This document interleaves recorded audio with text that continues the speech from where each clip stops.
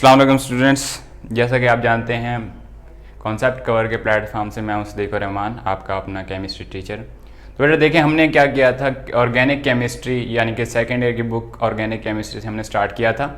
तो बेटा organic chemistry में हमने आज जो पढ़ना है टॉपिक वो है हमारे पास सोर्सेज ऑफ ऑर्गेनिक कंपाउंड्स के। हमारे पास ऑर्गेनिक कंपाउंड्स के कौन कौन से सोर्सेज हो सकते हैं। बेटा देखा आपको पता ही है कि हमने कहा था कि ऑर्गेनिक कंपाउंड्स कहाँ से हासिल किए जा सकते हैं, सिर्फ और सिर्फ लिविंग ऑर्गेनिज्म से।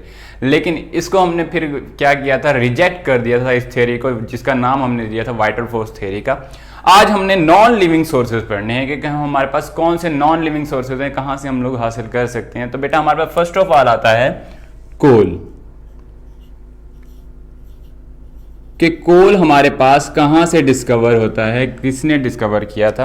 बेटा एक बात याद रखिएगा, जो कोल होता है ये हमारे पास कई मिलियन ईयर्स एगो जब एनिमल्स और प्लांट बोरेड हो गए थे, किसके दरमियान बेटा एक लेयर बन जाती है इनके ऊपर रॉक्स की, या फिर हम लोग कह सकते हैं अर्थ की।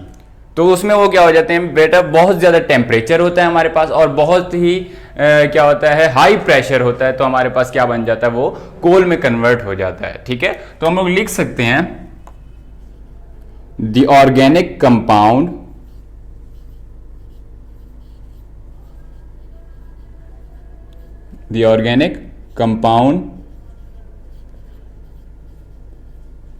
formed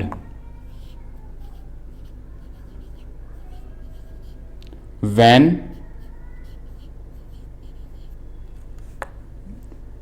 remains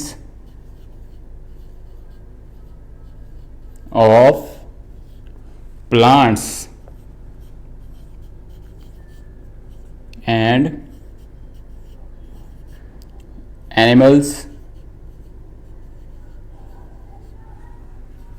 get buried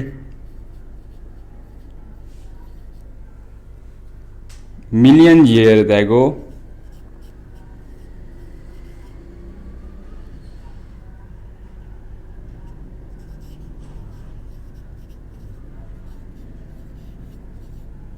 under high pressure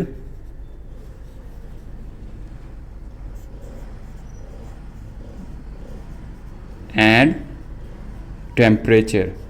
देखिए तो बेटा हम लोग कह रहे थे कि हमारे पास क्या होता है, ऑर्गेनिक ऐसा ऑर्गेनिक कंपाउंड जो किससे बनता है बेटा, हमारे पास हाई टेम्परेचर और प्रेशर की मौजूदगी में बनता है, जब हमारे पास क्या होते हैं, बहुत सारे रिमेन्स प्लांट्स और एनिमल्स के बैरी हो जाते हैं किसके नीचे, अर्थ के नीचे। तो हमारे पास ये कोल की फॉर्म में हमें हासिल होता है। तो कोल को बेटा हम लोग तोड़ते हैं या ब्रेक करते हैं with the help of destructive distillation.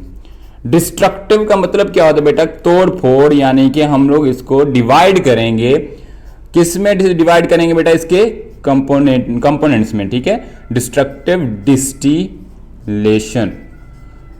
तो हमारे पास एक बात हमेशा याद रखिएगा बेटा, दो तरह के प्रोसेस होते हैं, एक होता है डिस्ट्रक्टिव डिस्टिलेशन, एक होता है हमारे पास फ्रैक्शनल डिस्टिलेशन। तो आपको इन दोनों में फर्क पता होना चाहिए बेटा। Destructive distillation only for solid compounds होता है।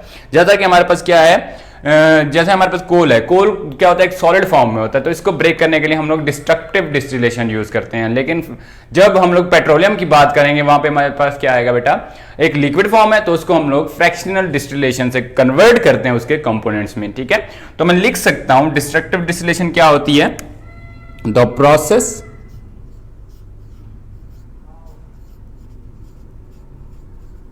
by which कोल या सॉलिड फॉर्म या solid organic compound is converted into its components, यानी कि उसको हम लोग उसके कंपोनेंट्स में डिवाइड कर देंगे या हम लोग क्या करेंगे, उसको ब्रेक कर देंगे। ठीक है, लेकिन एक और भी आपको बात पता होनी चाहिए, in the absence of air, air की एब्सेंस में ही ये प्रोसेस होता है हमारे पास। ठीक है, अब बात आती है कि हमारे पास कौन कौन से इसके कंपोनेंट्स होते हैं बेटा। हमारे पास बहुत सारे होते हैं, कोल गैस होती है, कोल टार होती है। ठीक है, कोल गैस, कोल टार, और भी हमारे पास होते हैं, जैसे कि हमारे पास लिक्विड हो जाता है। ठीक है, तो ये हमारे पास क्या आ जाते हैं, ये इसके कंपोनेंट्स आ जाते हैं कोल के। आपको इसमें इतना याद रखने की ज़रूरत नहीं है खास, सिर्फ एमसीक्यू के पॉइंट ऑफ व्यू से हम लोग ले सकते हैं इनको, ठीक है। और एक और बात होती है हमारे पास कि बेटा ये तो हमारे पास थे कंपोनेंट्स, कोल की हमारे पास कुछ टाइप्स होती हैं, वो मैं आपको बताता चलूँ। बेटा फर्स्ट ऑफ ऑल हमारे पास जो टाइप है वो हमारे पास पीट होती है। दूसरी जो होती है बेटा हमारे पास वो कौन सी होती है, बिट्यूमिनस, सॉरी माय मिस्टेक, यहाँ पे आती है लिग्नाइट। उसके बाद होती है बेटा हमारे पास बिट्यूमिनस,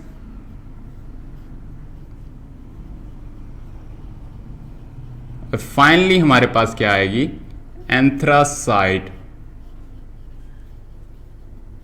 अच्छा बेटा तो एक बात याद रखिएगा, पीट जो होती है उसमें सबसे कम परसेंटेज होती है कार्बन की, फिर आता है हमारे पास लिग्नाइट जिसमें हमारे पास कुछ हद तक ज्यादा होती है, 70% तक हमारे पास कार्बन पाया जाता है। बिट्यूमिनस में बेटा 80% कार्बन होता है, और लास्ट में हमारे पास आती है एंथ्रासाइट जिसमें हमारे पास बेटा 90% कार्बन होता है। बेस्ट जो हमारे पास कोल होगा वो कौन सा होगा, जिसमें मैक्सिमम अमाउंट ऑफ या मैक्सिमम परसेंटेज ऑफ कार्बन होगी, वो फिर हमारे पास कौन सा होगा बेटा, सुपीरियर क्वालिटी भी इसको कहा जाता है एंथ्रासाइट को, और इंफीरियर कौन सी होगी बेटा, हमारा पीट होगी, ठीक है।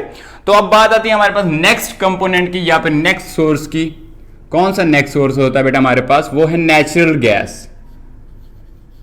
Natural gas, what is natural gas, तो आपको पता होना चाहिए बेटा ये मिक्सचर होता है, mixture of low boiling gases, low boiling gases, what are low boiling gases, बेटा आपको पता ही है कि हाइड्रोकार्बन भी कह सकते हैं आप लोग, लो बॉइलिंग हाइड्रोकार्बन्स,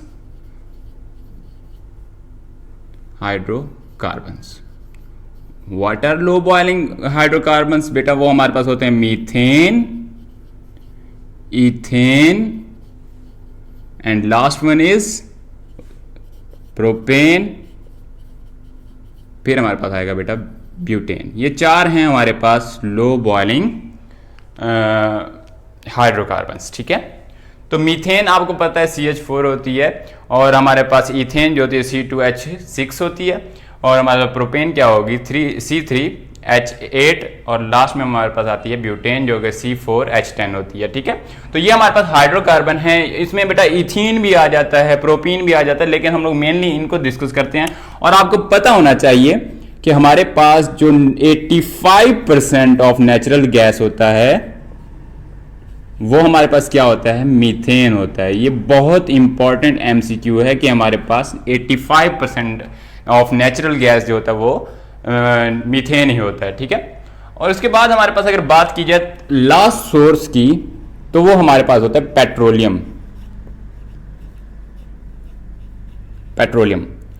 एक बात याद रखिएगा, मैंने आपको पहले ही कहा था कि हमारे पास इसमें जो पेट्रोलियम को डिवाइड करने के लिए प्रोसेस यूज होता है वो हमारे पास क्या होता है, फ्रैक्शनल डिस्टिलेशन।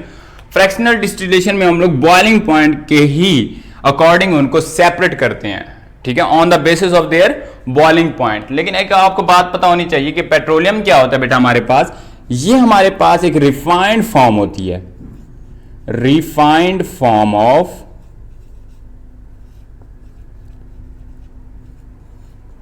Crude oil.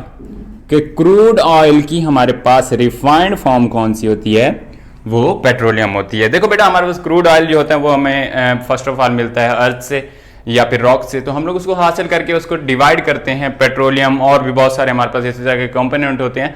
अब क्या होता है, फर्दर पेट्रोलियम भी हमारे पास क्या है, एक मिक्सचर है, इसमें से भी वो बहुत सारे कंपोनेंट्स हम लोग अलग कर सकते हैं with the help of fractional distillation, जिसमें हमारे पास पेट्रोलियम ईथर आ जाता है, नेचुरल गैस भी आ जाती है। इसी तरह हमारे पास क्या होता है बेटा, उसमें पेट्रोल आ जाता है, उसके बाद डीजल आ जाता है, कैरोसिन ऑयल आ जाता है। ये सारे के सारे इसके क्या है बेटा, हमारे पास कंपोनेंट्स होते हैं जो कि फ्रैक्शनल डिस्टिलेशन से हम लोग अलग कर सकते हैं। आपके पास एक टेबल हम लोग शो करेंगे इंशाल्लाह, वो आप टेबल देखेंगे, उसमें हमारे पास बहुत सारे कंपोनेंट आपको नजर आ रहे होंगे। उसमें हमारे पास क्या होते हैं बेटा, उनके बॉइलिंग पॉइंट भी लिखे गए हैं और उनका फार्मूला भी लिखा गया, रेंज जो कि हमारे पास क्या होती है, जैसा मीथेन से लेके ब्यूटेन तक हमारे पास नेचुरल गैस होती है। तो बेटा ये आपका हमारे पास लेक्चर था सोर्सेज ऑफ ऑर्गेनिक कंपाउंड्स का। उम्मीद करता हूँ कि आपको ये लेक्चर बहुत ही पसंद आया होगा। अगर आपको ये लेक्चर पसंद आया तो लाजमी बेटा लाइक, शेयर और सब्सक्राइब किया करें। अल्लाह हाफिज़।